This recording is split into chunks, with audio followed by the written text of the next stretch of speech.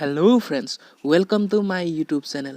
আজি আমি তোমালোকৰ পাঠ্যপুথিৰ 3.6 অনুশীলনীৰ 1 নম্বৰৰ প্ৰশ্নখিনিৰ 6 নম্বৰ প্ৰশ্নটোৰ সমাধান কৰিম। এই সমাধানটো আগবঢ়াৰ আগতে আমাৰ চেনেলটো সাবস্ক্ৰাইব কৰা আৰু এই বেল আইকনটো চুই অন কৰি দিয়া। তেতিয়া আমি আপলোড কৰা প্ৰতিটো ভিডিঅ'ৰ নটিফিকেশন পাই যাবা আৰু সকলোতকৈ আগত চাব পাৰিবা। প্ৰথমে এবাৰ প্ৰশ্নটো পঢ়ি দিছো। আমাক কৈছে যে ৰৈখিক সমীকৰণৰ জোৰলৈ পৰিৱৰ্তন কৰি তলৰ সমীকৰণ জোৰকেইটা সমাধান কৰা।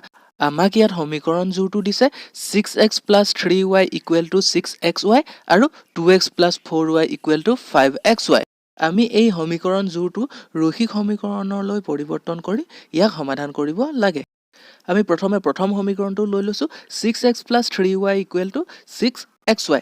এতিয়া আমি দুয়ো পক্ষকে xy ৰে হৰণ কৰি আমি পাম 6x/xy + 3y/xy = 6।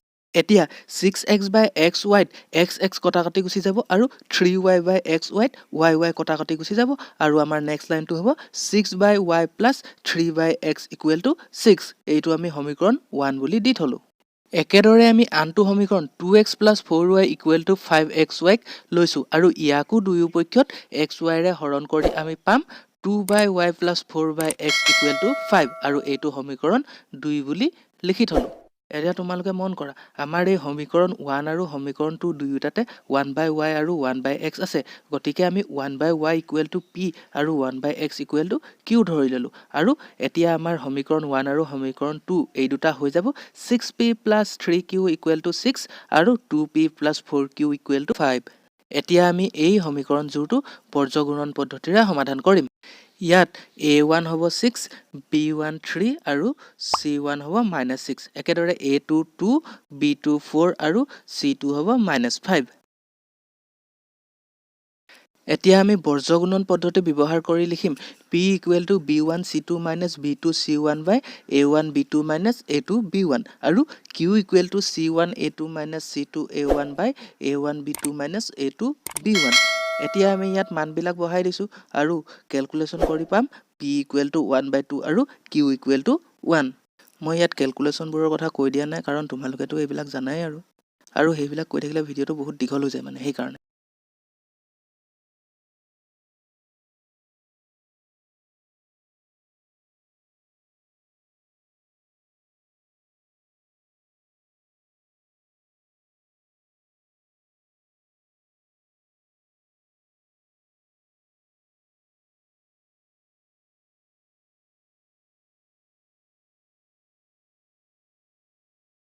যিহেতু আমি 1/y = p আৰু 1/x = q ধৰিছিলো, গতিকে আমি এতিয়া p আৰু q ৰ মান বহাই দিম। গতিকে 1/y = 1/2 আৰু 1/x = 1 হ'ব।